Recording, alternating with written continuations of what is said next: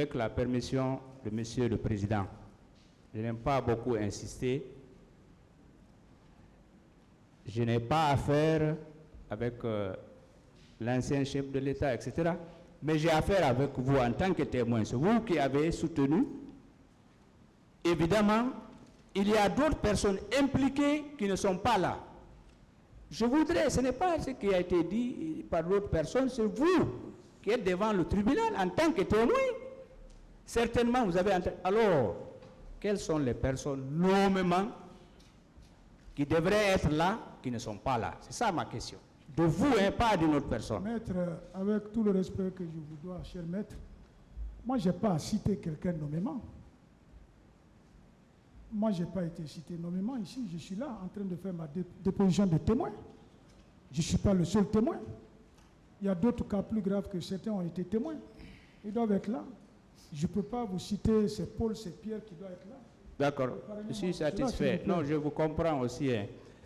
Et Monsieur Camara, cher maître, après les événements, vous êtes resté aux commandes. Je voudrais vous demander, quel compte-rendu vous avez fait à votre hiérarchie concernant ces événements-là? L'essentiel de ce compte-rendu, est-ce que vous pouvez nous dire ici ou dire au tribunal, voilà ce que j'ai dit au ministre de la Sécurité, voilà ce que j'ai dit, c'est possible aussi, même si ce n'est pas normal, au chef de l'État, etc. Qu'est-ce que vous avez donné comme renseignement à vos chefs hiérarchiques? En résumé, bon. Cher maître, Oui. une fois encore, je vous informe que je n'étais pas un service de renseignement. Je dirigeais un service opérationnel. En plus, ma hiérarchie était le directeur général de la police nationale. Et dans mon PV, le compte rendu que je lui ai fait, je vous ai dit ça. Je n'avais pas de contact avec le ministre de la Sécurité, non plus du président de la République, n'importe quel chef hiérarchique. Ma hiérarchie était le directeur général, qui, à son tour, devait rendre compte à qui de droit. Monsieur Camara, Non. c'est vers là, j'ai fini. Est-ce que vous avez vu les militaires qui étaient entrés lorsqu'ils sortaient? Les bérets rouges? Non, moi j'ai vu la personne que j'ai vue rentrer et sortir avec les leaders, je vous ai cité. Maintenant, le reste, tout le monde s'est débrouillé. Moi, je ne peux pas vous dire, voilà, tel militaire est rentré, tel est sorti. Je ne peux pas. Je n'ai pas la réponse. Non, je voudrais vous demander, je ne parle pas du commandant Toumba et du colonel Thieboro. Je veux vous demander si vous étiez là-bas ou si vous avez une information. Après le commandant Toumba et autres, les éléments, est-ce que vous étiez là-bas quand ces éléments-là sortaient? Non. Vous étiez où? J'étais au commissariat spécial du stade. Bien.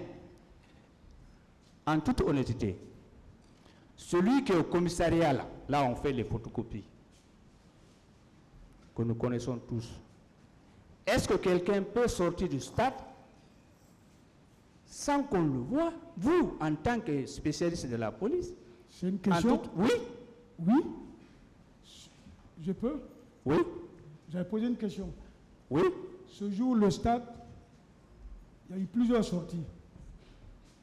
Du côté de la piscine Marokana, la grande porte qui était là-bas était défoncée, tombée. Il y a une petite porte qui sort derrière le stade annexe. C'était aussi un issue de secours, c'était ouvert. Vers l'université, c'était ouvert. Donc, les gens pouvaient sortir sans que tout le monde n'ait pas passé. Les gens même évitaient l'esplanade. Bien, enfin, je voudrais vous demander en tant que toujours spécialiste de la police, quelle information avez-vous? Parce qu'on a un début d'information avec le général Sano, de cas de disparus.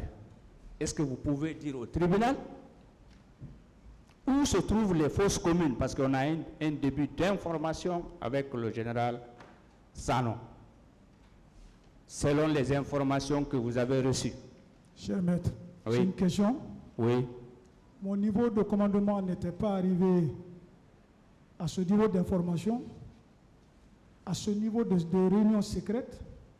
Je vous dis, commandant de la CME d'alors n'avait même pas une valeur de chef de division.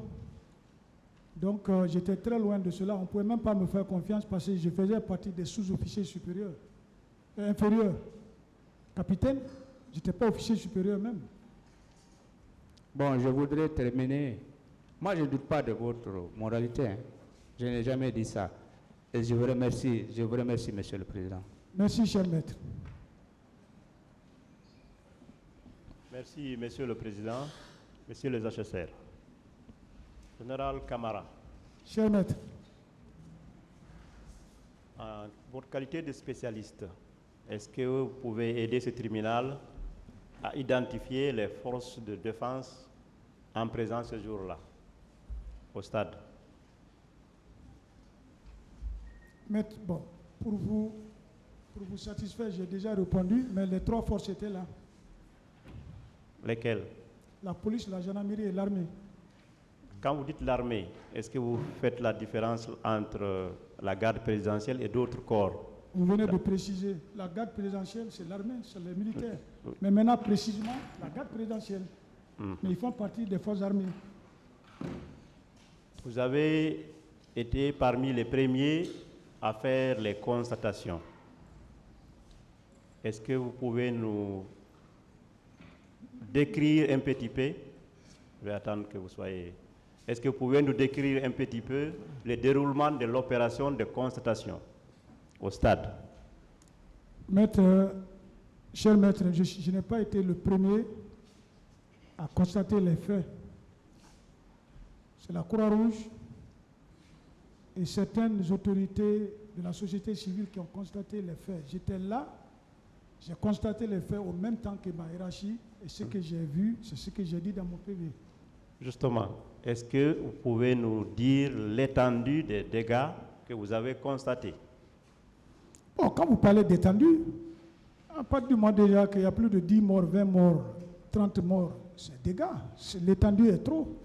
Donc, je peux vous dire que c'était horrible. Qu'est-ce qui a présidé à insister sur la présence du chef d'état-major au moment des constats? Qu'est-ce qui vous a poussé à dire attention, ne venez pas seul, monsieur le directeur général, venez avec le...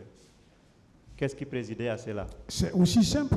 Je connais où s'arrête le pouvoir du directeur général. Il commande la police nationale. Il ne commande pas la gendarmerie, il ne commande pas l'armée. Et les infractions qui venaient d'être commises étaient commises par des militaires. S'il venait avec le chef d'état-major, il y a des questions qui ont été posées au chef d'état-major ici. Peut-être qu'il aurait eu la réponse. Mon général, Cher maître, dans les PV, tout comme lors de leur passage ici, plusieurs victimes ont fait état de détention à la CIMES. Est-ce que vous avez été mis au courant que des victimes étaient dans vos locaux bon, le 28 septembre et les jours qui ont suivi? transiter à la CMS et être en détention à la CMS font deux. Pouvez nous expliquer? Bien, des gens ont été pris au stade, déposés à la CMS, soi-disant pour trouble à l'ordre public. Le ministre même vous a dit ici, il est venu, il les a libérés. Et ça, c'était le jour même. Les jours suivants, jamais. Et moi, j'ai replié à la base, ce qui a fait, je ne suis même plus sorti, parce qu'on avait des jeunes recrues. Il fallait les encadrer pour ne pas qu'ils débordent, parce qu'ils ne maîtrisaient pas toutes les notions encore. Donc, c'est ce que je peux vous donner comme réponse. Mais dire qu'il y avait des gens en détention, c'est-à-dire dans les violons, non. Ces mêmes victimes-là, sur la même lancée, indiquent avoir fait état d'actes de torture. Est-ce qu'on vous a mis au courant de cet état de fait? Avez-vous mis fin à cela? Qu'ils ont été torturés à la CMS? Oui. Personne ne m'a remonté, je n'ai jamais eu une plainte. C'est ici. Merci, mon général. Merci, Monsieur le Président.